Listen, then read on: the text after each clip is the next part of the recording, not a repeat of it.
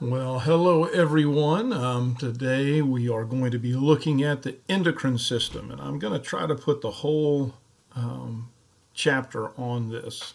I will be sending out things individually, but we're going to do the whole chapter and see how that goes. So first of all, the endocrine system is made up of endocrine glands. Yes, there are two types of glands, endocrine glands and exocrine glands. We looked at exocrine glands in 210. These are glands that secrete into ducts. All right, so they have little tubes that they secrete into. Endocrine glands, they have no ducts and their hormones go directly into the bloodstream. Endocrine means literally internal secretion. That's because they don't have a duct and it goes directly into the system. Now, obviously, the endocrine system is made up of endocrine glands. These exocrine glands or for other things. We're not really going to look at those right now. So hormones are what the endocrine glands secrete, and those hormones are very specific. They only work on target cells. So when a particular hormone secreted, every cell, it's going to kind of rub up against basically every cell, and only the cells that have little receptors for it will be activated. So they are called target cells. So it's very specific. We will talk a little bit about these smaller molecules that can act like hormones or affect hormones as we get along. But right now, endocrine glands secrete hormones. Endocrine glands are what the endocrine system is made of. They secrete hormones that go into the bloodstream, and those hormones act on target cells. So this is just a picture of the different types of cells. This one again are the glands. This again is the one that we looked at in 210.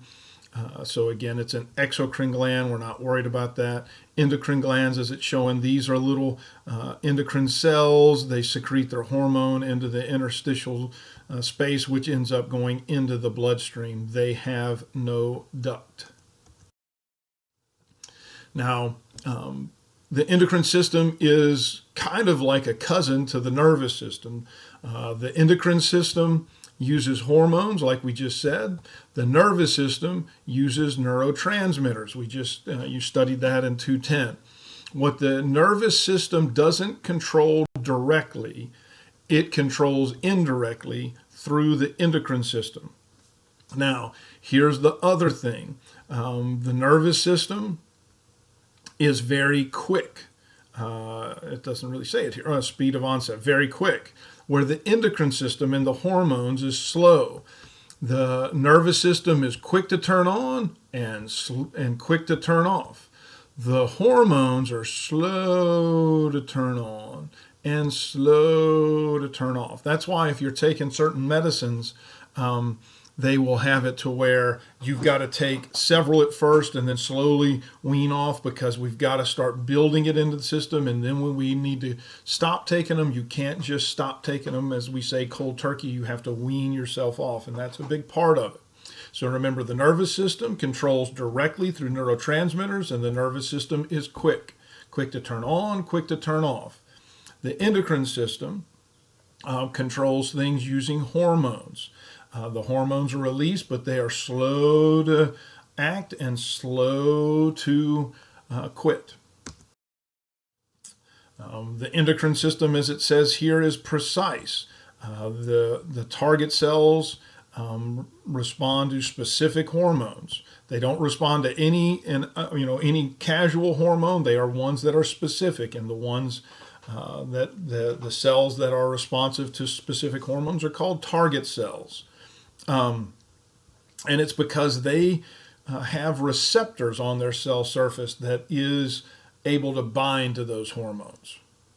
So as it shows here, this gland is secreting its hormone into the bloodstream. As it gets released, it's going to come up and come against all these cells, and only certain cells, the ones with the receptors are going to be affected by it, and so they're called target cells. Now this is going to show the major endocrine glands. Here's a little secret for you.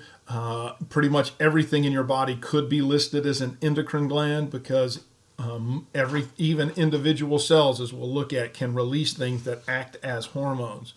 But the endocrine system is really defined by these larger endocrine glands. And so one of the main ones is this thing we're going to look at called the pituitary gland. It is called the master gland of the body. It's right here because it is what basically controls the majority of the endocrine system. And it is controlled by this part of the brain called the hypothalamus. We looked at that, had the diencephalon in this area. Remember the diencephalon, and you had the thalamus and the hypothalamus. Well, the hypothalamus is what's going to control the pituitary gland. We're also going to look at thyroid glands, adrenal glands, and the pancreas as basically the really big three, but obviously there's many more: ovaries, testes, the thymus, the pineal gland. We're going to really talk about the parathyroid glands in association with the thyroid itself. So we're going to look at all of these through this chapter. Now it says hormones are released into extracellular spaces around the endocrine cells. Again, they do not have a duct. Those hormones diffuse into the bloodstream and then they travel throughout the body, and every cell that has a receptor for that hormone will be activated, and those are called target cells. Now these next two slides are a list of the different hormones that some of them we'll go over them, some of them we won't. These are excellent things to know where they are, especially if you're going into nursing, because hormones are a big part of understanding how the body works. Now, one of the things I just want to kind of point out, there's a word here called tropin, and I'm going to tell you I'm not sure. I know I'm assuming we're going to talk about it in this. This book doesn't always do things logically, so I'm going to try to make sure I get this in there. Tropic, like this, or tropin. You'll see this in a lot of different different hormones here. So what tropic means? See, hormones in a lot of ways are like relay races. Like, all right, for instance, let me see, corticotropin releasing hormone. This is going to go to a different from the hypothalamus. It's basically going to go and it's going to cause, as a relay, it's going to bind to cells in the anterior pituitary that are going to then produce adrenocorticotropic hormone. Adrenal gland in the cortex of the adrenal gland, and it's going to cause that to release that hormone. And so tropin generally means it's a hormone going to another endocrine gland and cause them to release their hormone. I hope that makes sense. If you get that and kind of understand that, it will help when you start seeing some of the different names of different hormones. Again, most of these you should be able to figure out what they're doing. Like for this instance down here, thyroid stimulating hormone. This is a hormone secreted by the anterior pituitary that's going to go to the thyroid gland and stimulate it to release its hormone. Again, a lot of these, if you just take a little bit of time to kind of look at the name, it will tell you what it's doing. This is the rest of them as we're going through here. Again, we'll get into the ones that I want you to know as we go along. Hormones are organic compounds, and they're basically two types. There are steroids. This one says steroid or steroid-like, but steroids and non-steroids. Let me tell you what they are actually. These are fat-soluble, and I'm not going to write out everything. Fat-soluble, and the non-steroids are water-soluble. Now, going way back, anyone that had me for 210, you're going to understand what I'm going to talk about. These here, the fat soluble or steroid hormones, or lipid soluble, I could say, are non-polar, right? Non-polar. Again, I'm probably going to stop writing these things. I hate it because I really like to be able to write stuff out. The water soluble are polar covalent molecules. That means they have charges. They're going to have a positive end and a negative end. And so it allows them to dissociate in water. These are generally going to be, as you can see here, amino acids should tell you that they're either going to be proteins, which means that you've got small, big, and large. Amines, which are basically amino acids. Then we have peptides, which are short chains of amino acids. And then we have proteins, which are long chains of amino acids. I don't understand why they don't list these in order, but that's what they are. Small, this has them listed as small, large, and medium. And then we have a separate set that are called glycoproteins. They are carbohydrates joined with proteins. So they're a little bit of both of them. So again, not a big deal, but when you understand and kind of if you remember some of the stuff we looked at in 210, this is going to make sense, because if you remember when we were studying the semi-permeable membrane that's around cells, we looked at how fat-soluble substances could move through cell membranes without a problem. So simple diffusion worked for those. Water-soluble substances, however, had to have a channel or some carrier molecule to come in, because the bilipid or the phospholipid bilayer would not allow polarized things to come through. So if you know that, then steroid hormones go inside the cell and do their work. Non-steroidal or the water-soluble hormones have to bind to things that are on the cell surface. And that's going to be a big point here coming up. So this kind of goes through them. Again, this lists them in a little bit better. Simple amino acids, small chains of amino acids, long chains of amino acids, which are proteins. So these are proteins bound with a carbohydrate.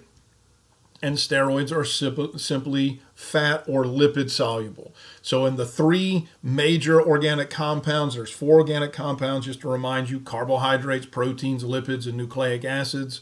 Nucleic acids are in a category all their own. The big 3, proteins, lipids, and carbs, are all types of hormones. This is a list of what they look like. Again, I am not going to be worried about this. But this is kind of showing how they are all worked out. Parathyroid hormone, as you can see, is a long chain of amino acids. I don't know how many there are in there. I didn't count them, but they have to be all in their correct order. Just to give you an idea, every cell is going to have the recipe for this in its DNA, but only the cells in the parathyroid hormone are going to be activated to make that, which I think is interesting. But anyway, I'll digress. We got enough stuff going on. So the actions of hormones, they're going to exert a lot of different things, but the main thing they're doing is they are going to be altering metabolic processes. And metabolic processes means either building things up or breaking things down. Enzymes, our body either creates enzymes or breaks them down. So it's going to alter this. It's really going to be about kind of enzymes and how they are used to regulate things. The other thing that it does is sometimes it can affect the rate that the membranes of the cells move substances back or forth. So hormones deliver messages by binding to the receptors in the steroids or on the nonsteroid of the target cell. The hormones can affect changes in the target cell, even in extremely low concentration. So the number of receptors determines the strength of the response and can be changed to alter the response. Here's what happens. All right, so just under normal conditions, our body has got receptors on the, we'll say, just a typical target cell. And so we've got this this feedback mechanism of hormones. We'll look at it in another slide, but our body's going to make hormones as we need it, like ADH. We're going to need it, and then it's going to have enough, and it's going to quit making it. It's going to go down. Then I'm going to start realizing I need more. It'll make more until it gets enough, and then it's going to realize it, and it's going to go back down. There's this wave pattern. And if we say, like, this is the normal baseline, our body's constantly raising what we need. Once we have enough, we quit making it until we get to the trough where it's like we need to make more. And so our body controls the receptors on the target cell in order to make sure the hormone level that we are dealing with operates efficiently. So if I've got a low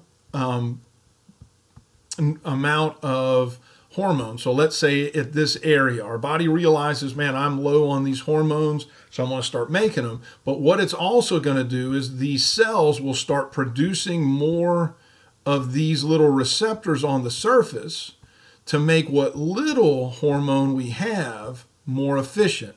And this is called upregulation. This is increasing the number of receptors. On the opposite side, let's say, and I want to draw this out here, I'm only going to draw a few on here. Let's say now, our body has done its upregulation and it's produced a bunch of these little receptors. And now we're at the top part. So I've got a lot of hormone, right? It says an increase in hormone. I've got a lot of hormone there. So I'm going to go through and I'm going to start taking off some of these little receptors in order to make sure that I don't overdo it with an increase of the hormone. So down regulation is going to decrease the number of receptors on a target cell. And again, this is also one of the reasons why you have to take like for instance, if you had to take prednisone or something, you'd take, 6, then 5, then 4, then 3, then 2, then 1, and then you're going to stay on one for a little while, and then you'll gradually start weaning off. And it's all about this regulation of the receptors on the target cells. So steroid hormones have poor water solubility. Again, I don't know why they don't really just come out and say this. It's because they're lipids. All right, lipids, which are fats, do not play well with water. If you don't believe me, go put some olive oil and some water in a jar, shake it up, and see how easily they combine. That's the reason. I don't understand why they don't really talk about it like that. But anyway, steroid hormones can diffuse through the lipid bilayer of cell membranes because they are lipids. Duh, if you remember that, it makes a big difference. Since the thyroid hormones are thought to enter the cell by specific transport methods, they bind receptors inside the cell, usually in the nucleus. So that's the big thing I want you to know with this. Steroid hormones can go through the cell layer. They go into the cell and bind to receptors on the inside of cells, usually the nucleus. All right. Now, this is the big thing. I don't care about going through all of this step by step, but what's going to happen is when it goes in and binds to the nucleus, it is going to make, that's what this fancy word means, create, synthesize. It's going to create new proteins. It's going to create new enzymes. So steroidal hormones, which are lipid-soluble hormones, go into the cell and go to the nucleus and cause the creation of new proteins, which generally are going to be enzymes. That's what this picture is showing. Since this is a lipid-soluble or a since again, I'll keep trying to say the steroidal hormone, this is going to go through the cell membrane like it is not even there. It goes into the nucleus, causes what we call transcription, making a messenger RNA. The messenger RNA is going to go through a ribosome. It's going to be pulled through. At this point, we have translation where we make a new protein molecule. All right, again, you probably thought you didn't have to learn all of that. And I'm not worried about all the steps. Again, what I want you to know, steroid hormones are lipid-soluble hormones. They move through the cell membrane into the cell, and there they will diffuse and go into the nucleus and cause the creation of a new protein, which in general is going to be an enzyme. Non-steroidal hormones, on the other hand, they cannot penetrate the lipid bilayer because they are water soluble. So they have to bind to receptors on the target cell membrane. Now, at this point, there is a lot of things that go on. I am not worried about you knowing about first messenger, second messenger, signal transduction, and all of that. What I want you to know with this, I'm going to show you on the next slide with the picture. Non-steroidal hormones, because they cannot go into the cell, they are going to bind receptors that are on the cell surface, and through a chain of events, which I am not going to have to tell you, that I'm not going to go through, I'm not going to hold you accountable for, they will take already existing proteins, already existing basically enzymes that are inactive, and they will cause it to become active. And once that happens, I will cause changes inside that cell. So again, the whole point of these non-steroidal hormones, which are water soluble, bind to receptors on the cell membrane and will cause a series of events that will cause inactive, already created proteins to become active, and then that will cause changes in the cell metabolism. Now, again, I told you that on these, I kept this in. I'm not worried about these reds, but this has some pretty interesting things. Steroids usually increase muscle strength, goes through different stuff. It talks about the growth hormone and erythropoietin, which, again, erythropoietin is going to increase the number of red blood cells, which increases the amount of oxygen, which helps us have a better strength. Now, early on, we talked about these little molecules that aren't necessarily hormones, and they called it a paracrine substance. Now, this is something that I want to briefly talk on. It's not going to be a big thing, but you really need to kind of know it. What happens is I'm going to draw one of these little, this was what we called the phospholipid. Remember, we had the cell surface is made up of these phospholipid bilayer.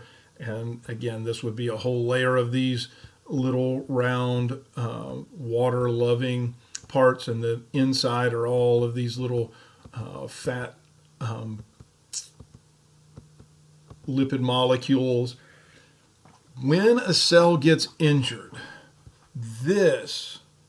several of these phospholipids will be released, and these little lipid legs get released into the body. They act as hormones, and they increase pain sensitivity. There's a whole process of what goes on with this. But again, what I want to just want you to know, this is what aspirin or NSAIDs are designed to stop. But prostaglandins are very powerful things that act like hormones. And the main thing is, when there's damage to the cell, when they're released, this is going to cause a response, which part of it's inflammation, because we're trying to protect this cell that got hurt. Part of it is pain because their body wants you to know that there's something going on with this cell. All right, so that's what's going on with that. A prostaglandin, again, is going to be a very small molecule. It's not stored in cells because and I hate the way this book puts it, it's synthesized just before release because it is part of the cell membrane. Oh. Anyway, I just wanted to point out that that's what a prostaglandin is. It is a substance that can act like a hormone, and generally it comes from damage to a cell. Now back to hormones. Hormone secretion is primarily controlled by negative feedback mechanisms. Hormone effects can be short-lived, a few minutes or many days. Hormone secretions are precisely regulated. Hormones are excreted in the urine after exerting their effects, and hormones can be broken down by enzymes, mainly from the liver, and this is basically to stop their effects. Now, there are a small number of cases, it says, with the positive feedback. This mainly is oxytocin. We're going to look at this in childbirth.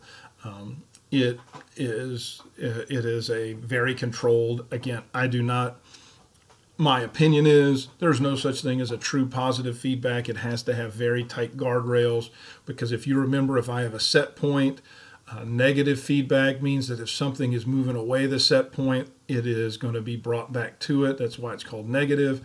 Positive feedback means that I keep pushing it away from the set point. And so if there was not something that would stop this, it would end up causing death. So anyway, negative feedback, again, is the main control. And so there's three methods of which negative feedback controls hormone secretion. One is tropic hormones. Again, this is what we talked about at the beginning. They're hormones that act on other glands. So I have gland 1 releases its hormone, and it goes to gland 2 and causes gland 2 to release their hormone. So the one that is here is a tropic hormone. And so that's used to help regulate things. The nervous system control is going to directly stimulate some of the glands. And so as things decrease, the nervous system will say, hey, you need to increase more. It increases more, and then it'll say, all right, we got enough, and it stops. Now, again, pretty much all of it is going to be controlled by monitoring changes in the internal environment. So certain things in blood will help stimulate or inhibit the secretions of certain hormones. So we've got things that are kind of trying to make sure that we keep this little wave pattern under control. This is kind of showing the basic ones of the different things and how they work.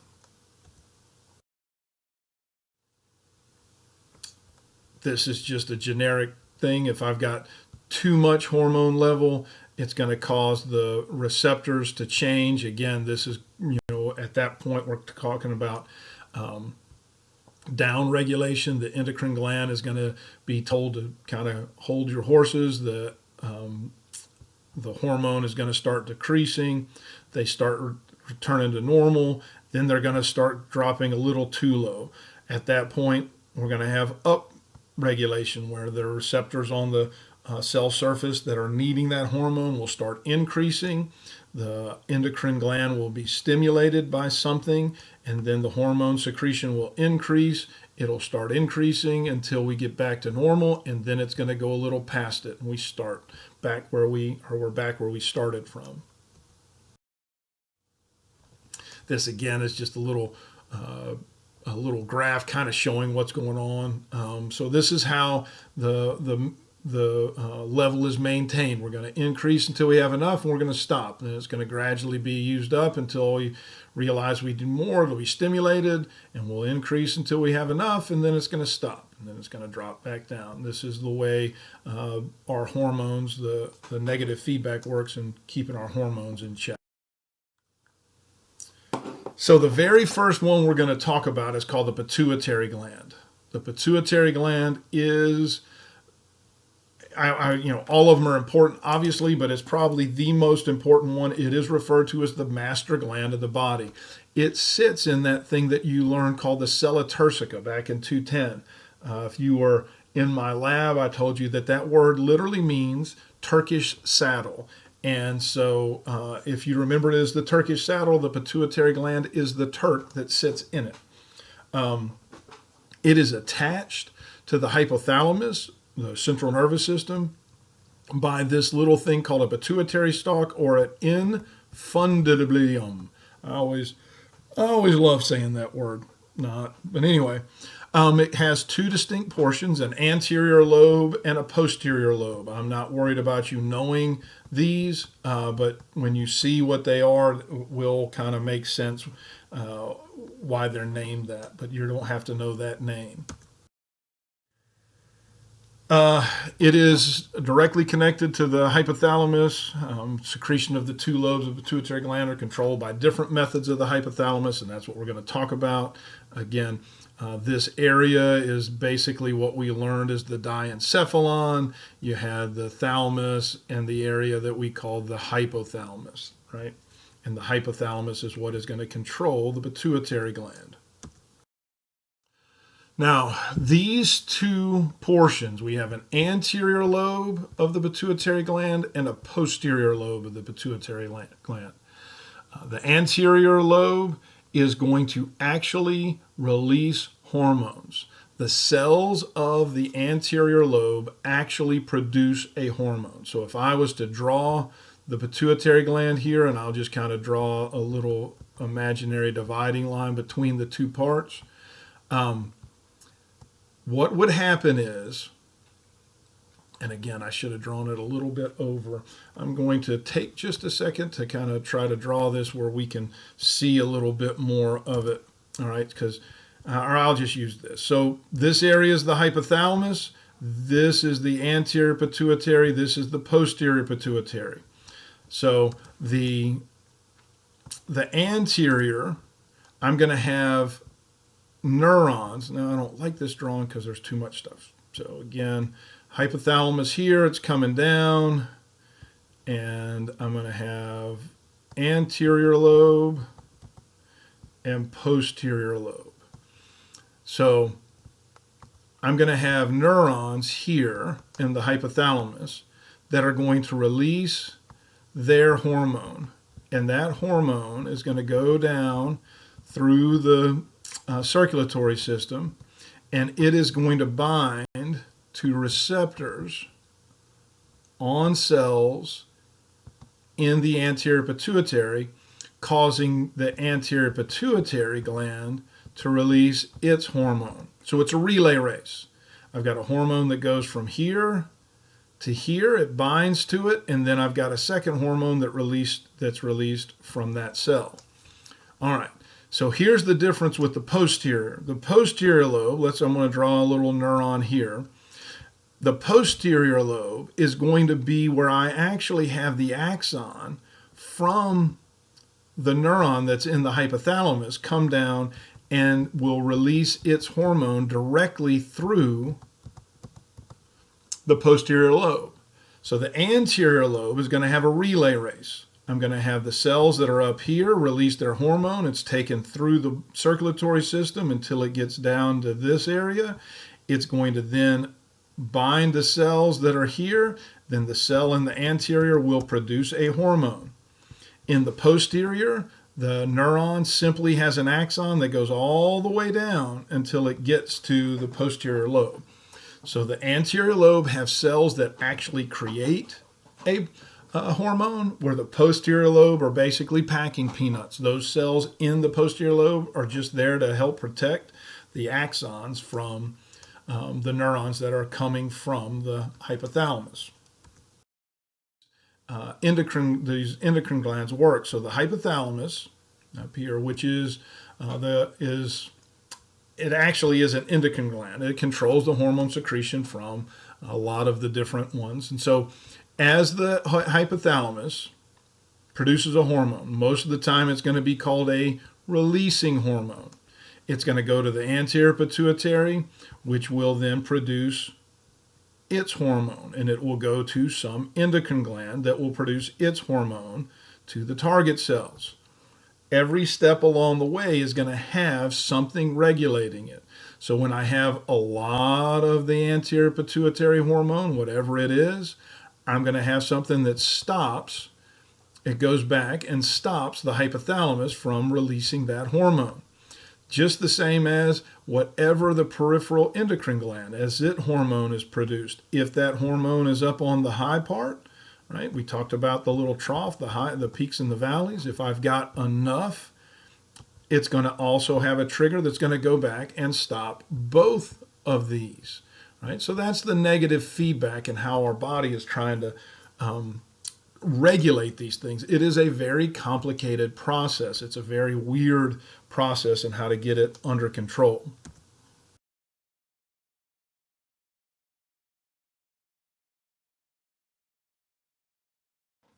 So the anterior pituitary gland secretes the majority of all hormones, right? We're going to have the majority of them. There's 6 of them that you'll need to know here.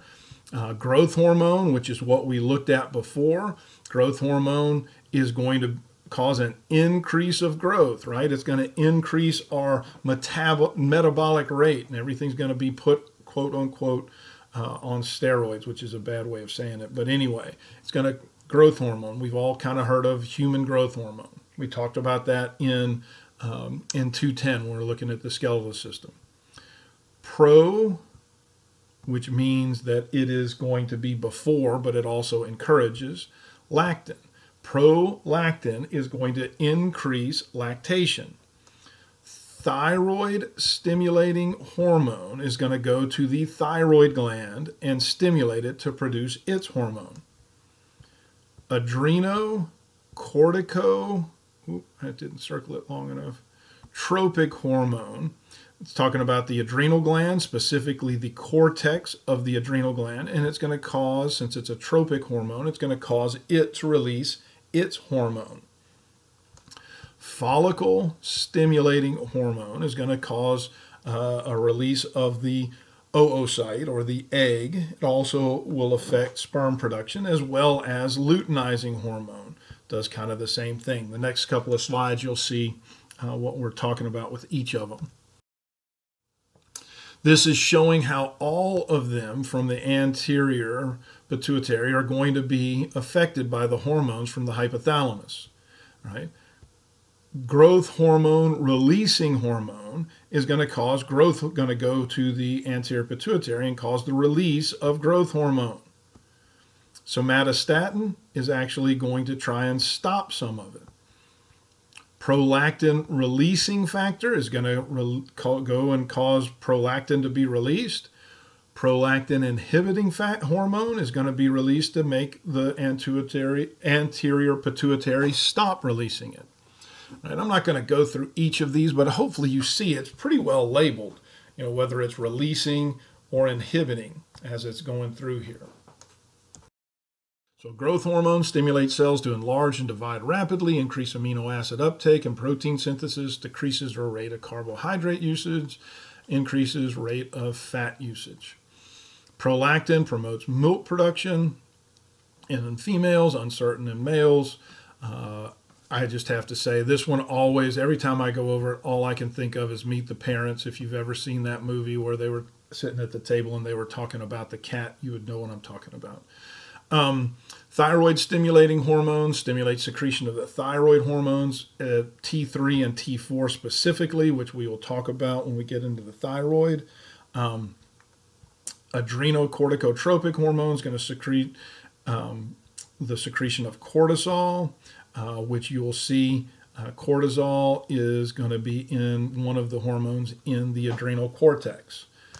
Follicle stimulating hormone causes growth and development of the oocytes in females and sperm production in males. Luteinizing is going to cause ovulation and also produce different hormones, testosterone or estrogen, in both male and female. This is just an example of thyroid stimulating hormone. All right, so we've got the hypothalamus. It secretes, the hypothalamus is going to secrete thyroid releasing hormone. That's going to go through it's a portal system. I think we talked about portal system in the digestive chapter. Remember, a portal system is when I have capillary bed and then a vessel and another capillary bed, which is unusual. So we've got a capillary bed in the hypothalamus, and then its second capillary bed in the anterior pituitary. So this thyroid releasing hormone is going to be brought down through that little portal. It's going to go to the anterior pituitary, cause the cells there to release this thyroid stimulating hormone. It'll go through the bloodstream to the thyroid. It's going to cause the thyroid to secrete T3 and T4, which is going to go to the target cells, do its job. And once I've got enough of it, I'm going to have things that are going to inhibit those. And that was weird. It wouldn't let me do that. So anyway, that's the way it works on that one. Memory in 210, we talked about this growth hormone. So we can have one type that's going to affect, but it only, if we have a decrease, and it only affects our skeleton when it happens during childhood. But then we have two of them, two manifestations of an increase. One in childhood, the one in adulthood. Gigantism is if it happens in childhood, and those people are just going to be big. Arachnomegalia is where it's after adulthood and the epiphyseal plates have ossified. It's not going to increase height, but the bones will thicken and we'll have an enlargement of some very strange things. And usually this is a problem, especially because you can see it's going to enlarge the heart. All right. Just wanted to remind you of those three because we went over them in 210. Now, the posterior pituitary is only going to have two hormones. Again, and remember, both of these hormones are actually produced by the neurons in the hypothalamus. So the posterior pituitary gland cells themselves do not do anything to produce these. And so I have an antidiuretic hormone, which we just looked at in the urinary system. You should know antidiuretic hormone is going to reduce the volume of O2 from the kidney. It decreases urine production is the main way to say it. I thought that was reducing the volume in the urine. You might have, and we didn't talk about it while we were in the urinary system. This is called vasopressin. So maybe you've heard of that before, because that is that's the pharmacological name for it. And then we have oxytocin, which oxytocin is all about childbirth. It is what causes the muscles to contract in the uterine wall. This is the one that they will say is basically an example of positive feedback. Again, I think that that's a bad description of it, because again, if it was a true positive feedback, anyone that's listening to me right now that's had a child and gone through childbirth, you would still be having contractions. They would continue to get worse. So again, there's a lot of things when people talk about positive feedback. We got to be careful to make sure that you understand there is very tightly regulated issues with that. Of the hormones from both the anterior and pituitary lobes, they give a good example of what they do. This would be a good slide to know where it is. I'm not going to get super in depth on these. I do want you to know what hormones come from which endocrine gland. All right. So I'm going to try to do my best to not have anything. Again, it's kind of out of my control. But as far as I'm concerned, the main thing is I want you to know which gland they come from. But again, if I ask a question about thyroid stimulating hormone, if I see a question that I like, that's something like what endocrine gland does this affect, you should know that it goes to affect the thyroid, and it's going to stimulate it to produce its substances. So again, I'm going to do my best to keep things straightforward, but a lot of stuff's out of my control.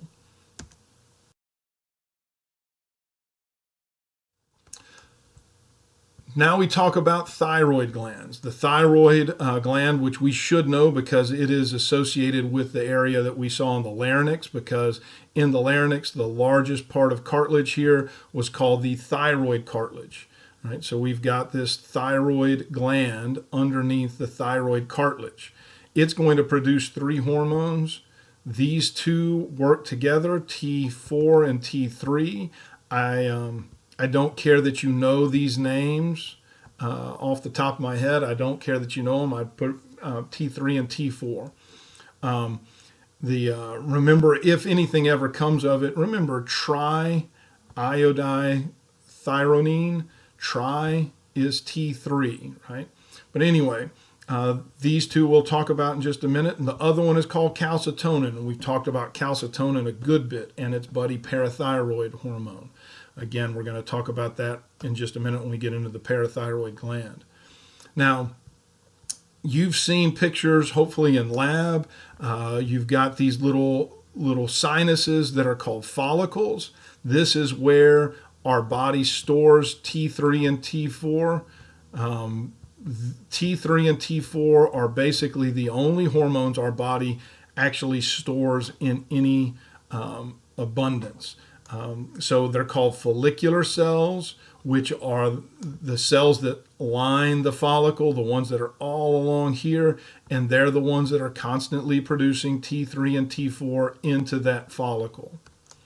The ones that are kind of that are not associated with the follicles, that are in between, are called parafollicular cells. They're the ones that secrete calcitonin. So again, this kind of goes over what's going on. I'm not worried about colloid, vicious colloid fills the follicle cells. That is all I want you to know, is that's the area where T3 and T4 are going to be found. And T3 and T4, which are stored here, are produced by follicular cells. This again is a little thing showing the different the two different things. You do not have to know the chemical way it looks. I didn't erase it simply because it is kind of important to see on a few things. Understand there's only a few differences as things are. I mean, one of the only difference that there is going to be this little guy here. It doesn't, there's it changes a lot of stuff in how it functions. The T4 doesn't have that. So or the T4 has 4, I should say, iodines. That's why this is called tri, because this one doesn't have it, so it only has 3. Not important. Not going to test you on that. And again, not really worried about this right now. Not going to test you on it, but this is a good table to know where it is, because again, a lot of these are things that you'll probably have to know about.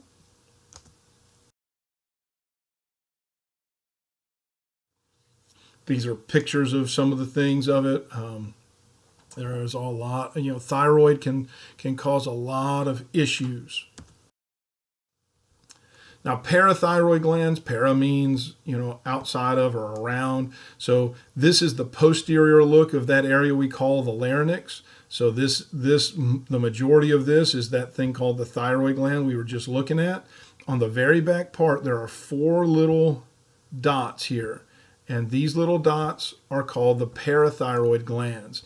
And they only secrete one hormone, and that hormone is pretty simply named parathyroid hormone. And it is a big regulator of calcium and also phosphate, and we'll talk about that in a minute. Because remember, in the bones, you have calcium.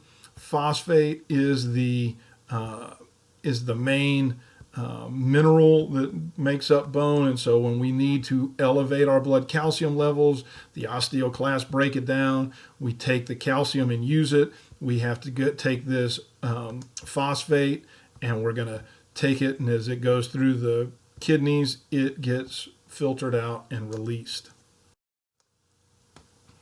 So this kind of goes over it. We talked about it and really just basically talked about how it is with the what it does with the skin. But what's going to happen is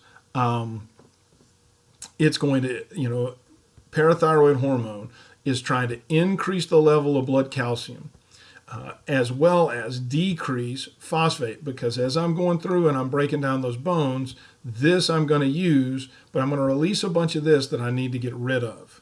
All right, so it's going to cause it says indirectly stimulates absorption of calcium, because it is going to be a big part in vitamin D production, which vitamin D controls the absorption of calcium from the intestine. So it's a big deal. Parathyroid hormone is going to act on the kidneys to cause the activation of vitamin D, but it's also going to cause the kidneys to try to reabsorb any calcium and make sure that we get rid of any phosphate.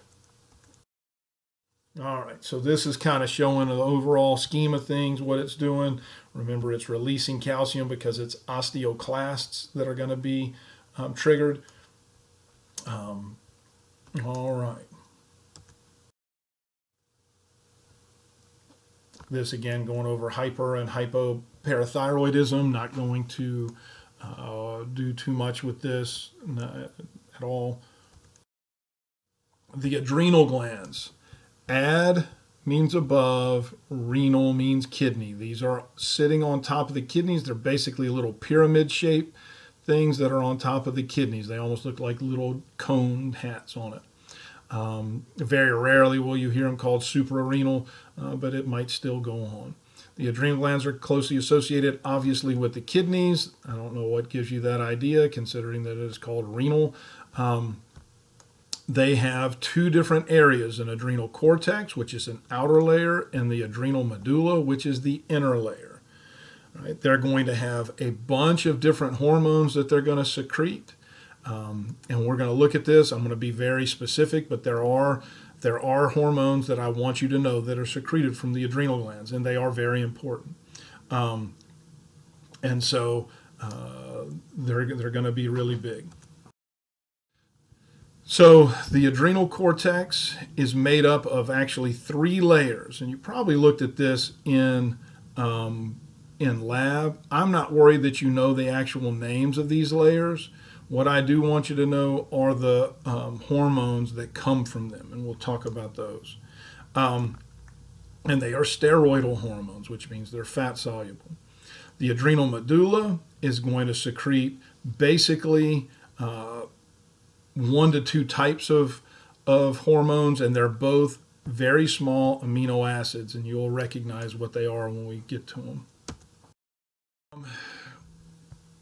Now we get to them. The adrenal medulla secretes 2 hormones, epinephrine and norepinephrine, which you've heard me say basically they are both, when you consider them, if you just remember them as adrenaline, that will help. Now they have different reactions, but this gets in when you're getting a lot more deep into things. Basically, the adrenal medulla acts as a release for the neurotransmitter epinephrine, norepinephrine, as a hormone into the blood system. So if I have my adrenal gland here, if you remember the fight or flight, good grief, why did that do that? The sympathetic or fight or flight, which you get scared, like let's say you're watching YouTube and you're just sitting there thinking you got everything under control, and then you see one of those jump scare things, and it's like, I'm going to have one of those preganglionic neurons go to the medulla of the adrenal gland, and then I'm going to release epinephrine into my bloodstream. And so all of these other ones, these little, we've got you probably don't remember it, but we have, short preganglionic fibers in the sympathetic and long postganglionic.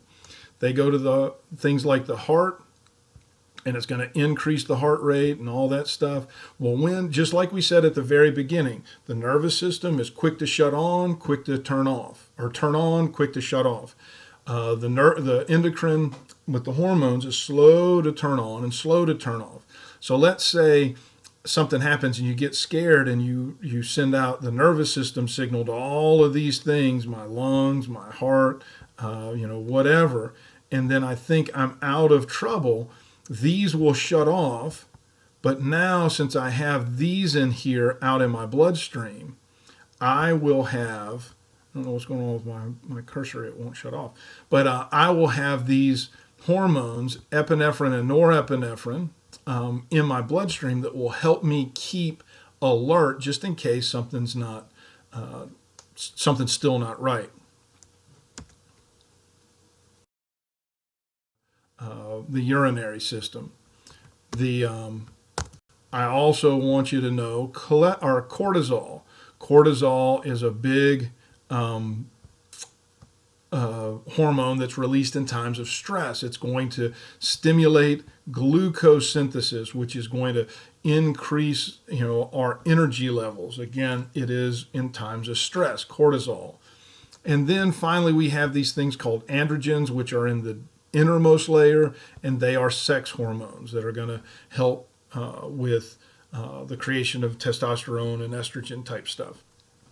So we have, you can remember salt. This is how, and you can ask Dr. Blackman about this. This is how we remembered them: salt, sugar, and sex. All right, so we have salt on the outside, sugar in the middle, and then the sex hormones on the innermost.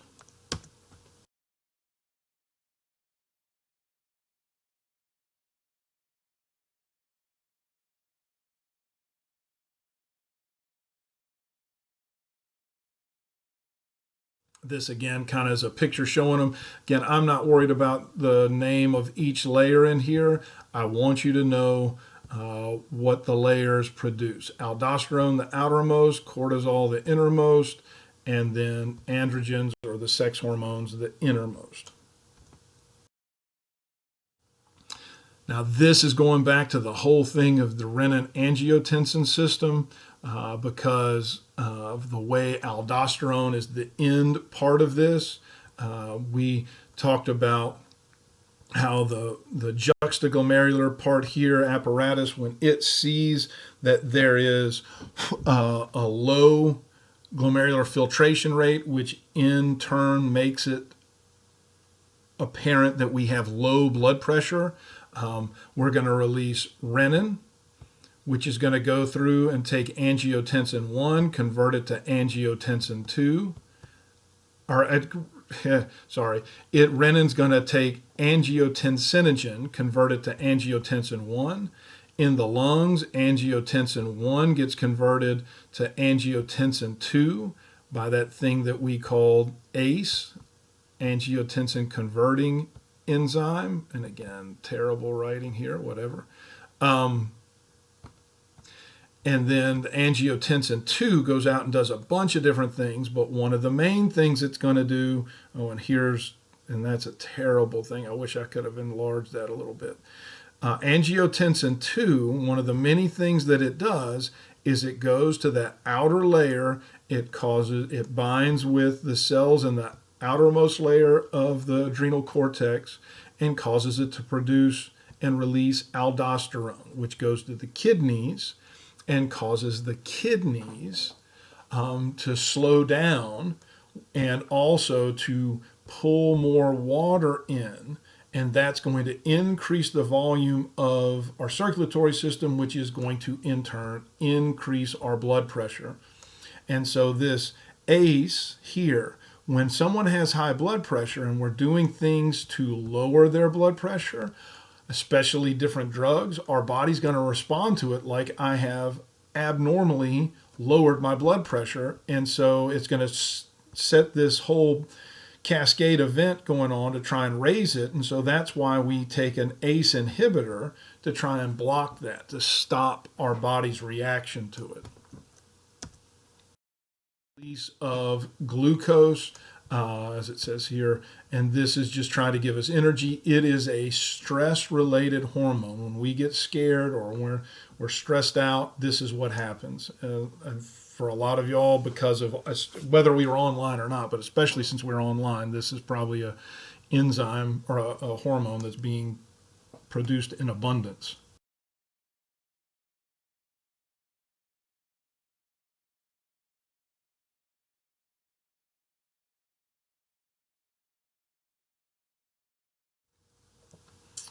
Again, not worried about these, but these are two disorders of the adrenal cortex, Addison's and Cushing's.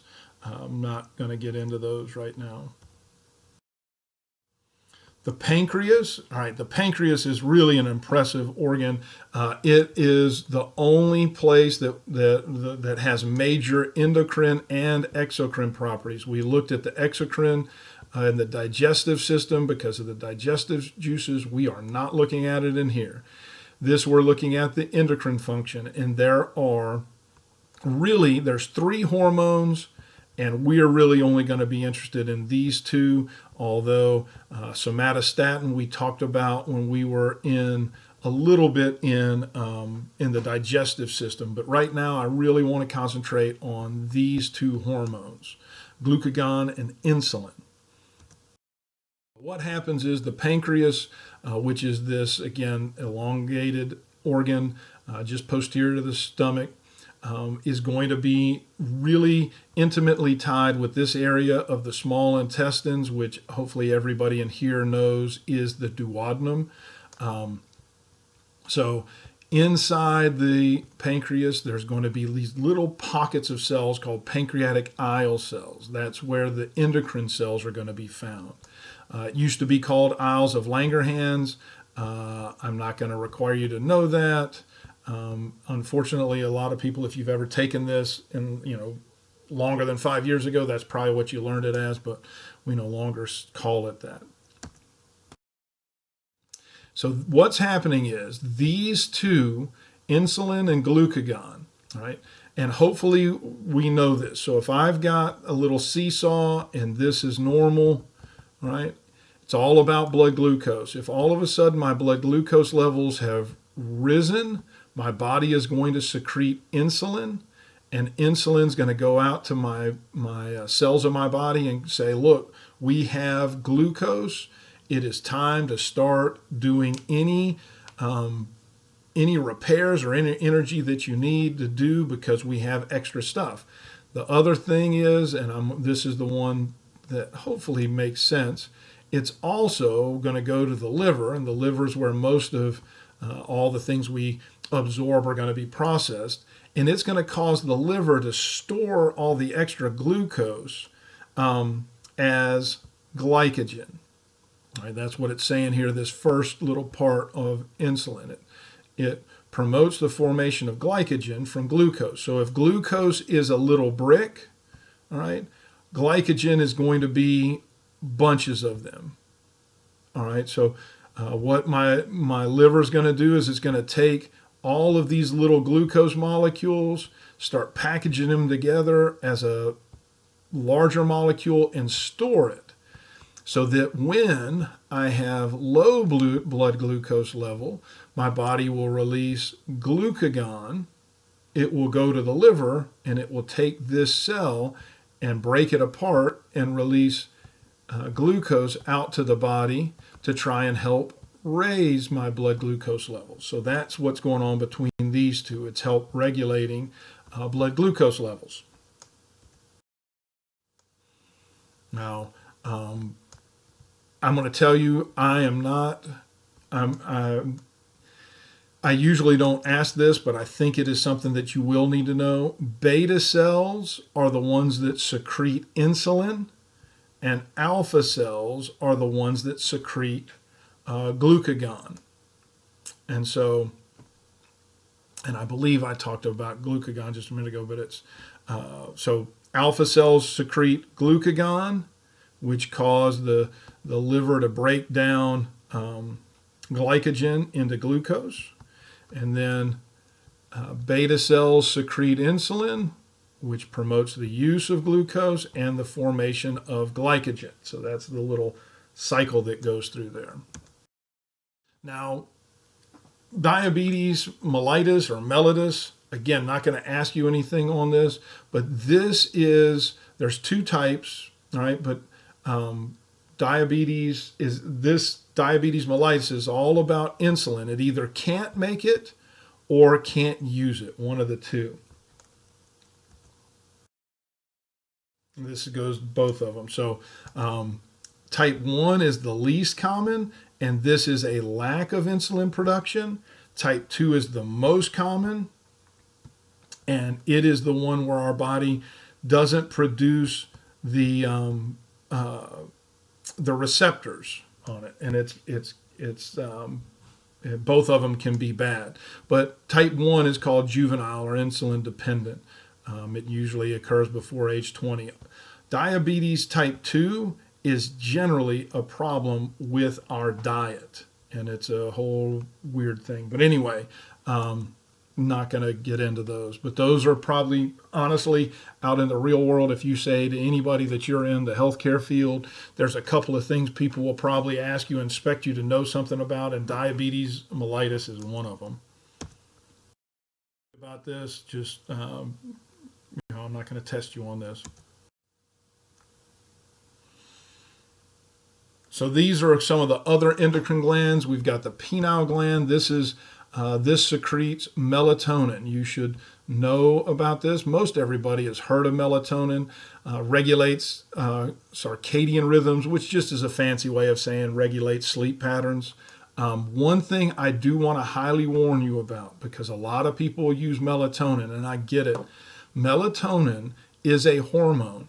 If you are taking it, I don't understand why they can sell it over the counter. If you are taking it, you will become dependent on it. Your body will quit making it if you are artificially taking it. And so be very careful about using it. And anybody that's used it has noticed pretty quickly that when you first started, it might be only 3 milligrams, gave you a great night's sleep, but then pretty quickly it got to where you needed more and more. You will create a problem by doing that, but don't go cold turkey when you're going off of it. Start regulating it down, all right, to kind of help your body upregulate the receptors to help that. Thymus gland, I'm not worried about. The only thing I want you to know about the thymus is it is all about T lymphocytes, those T cells. Ovaries and testes, I would want you to know ovaries produce estrogen and progesterone, testes produce testosterone. I do want you to know those. When we get into the reproductive system, it's going to be very basic. It's going to basically be your lab stuff. So I just want you to know that. Even in here, look at the other organs. The heart, we talked about the atrial and ventricle nitritic peptide because it's going to release that to help control body fluid. So it is a type of endocrine gland. It's not listed in the endocrine system. And the kidney, renin was just one of the many things we talked about. So there are other ones that are kind of minor, but that's what we're going to concentrate on, the ones we talked about here. And its effects, this is a big deal. Again, like it says, survival depends on maintaining homeostasis. Anything that changes the internal and external environments are potentially life-threatening. You go from here and get dropped off in Antarctica, that's changing the external environment. Our body's going to have to do something to try and adapt, or we're going to die. Same thing is inside our body. So it's all about trying to keep things in order. So we have a lot of sensory receptors all over that are there detecting changes. Pretty much all of them are being controlled and organized by the hypothalamus. So hypothalamus is going to activate the fight or flight or sympathetic nervous system and then cause the secretion of adrenal hormones, the ones, especially cortisol, because they're stressors, because we're adapting to a stressor. Now, there are two types of stress. One is called psychological stress. These are the things that we feel. These can be real or imagined. And the thing is, to that individual, it doesn't matter if it's real or imagined because it's real to them and it causes real changes in their body. The other one's called physical stress, and this generally is real. I mean, obviously, this is going to be, temperature changes, infection, injury type stuff like that.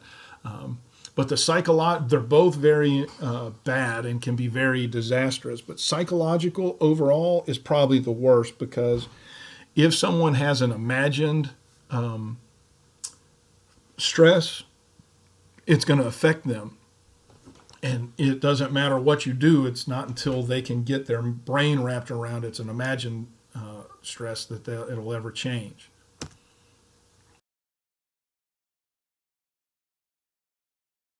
By general or general adaptation, or sometimes called general stress syndrome.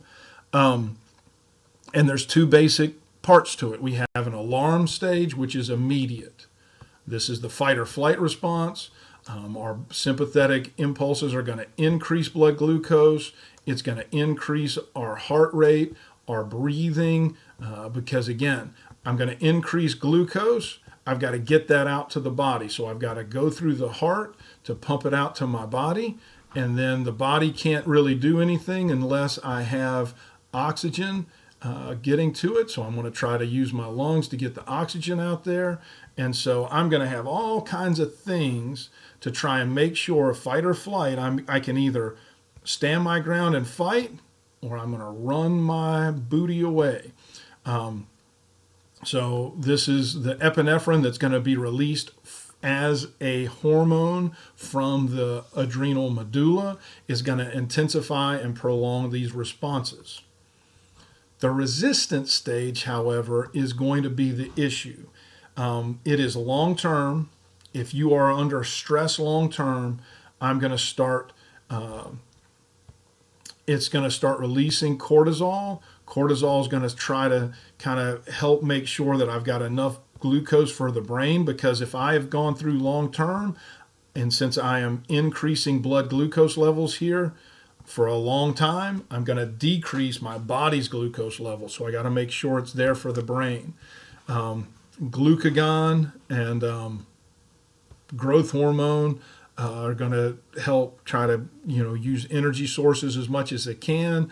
I'm going to have a retention of water because I'm going to need, and first of all, the sympathetic nervous system basically shuts down my kidneys anyway, but I'm going to have a retention of water to try and make sure I've got stuff to, it is a big part of, reactions that are going on. So once I get into the resistance stage, I'm going to start having problems because it is burning my energy too long.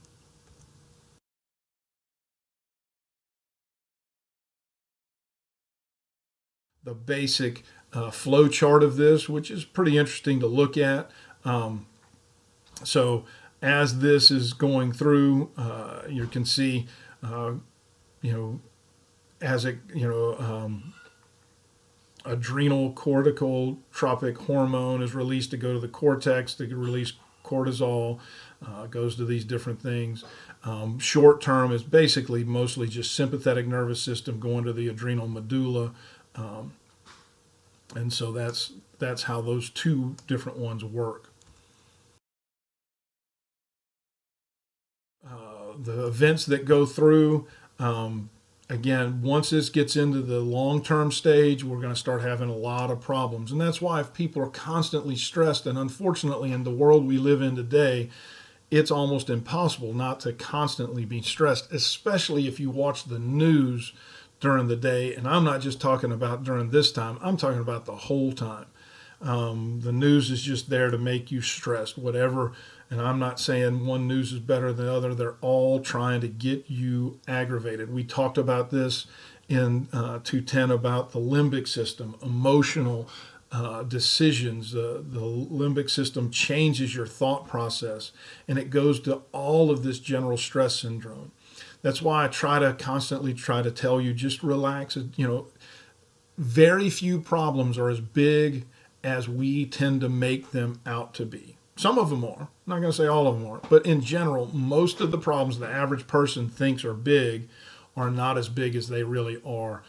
So we gotta be careful about the general stress syndrome, which I do believe I see more and more getting into the long term, just with society in general. And I won't talk about, I'm sorry, I got off on a sidebar there.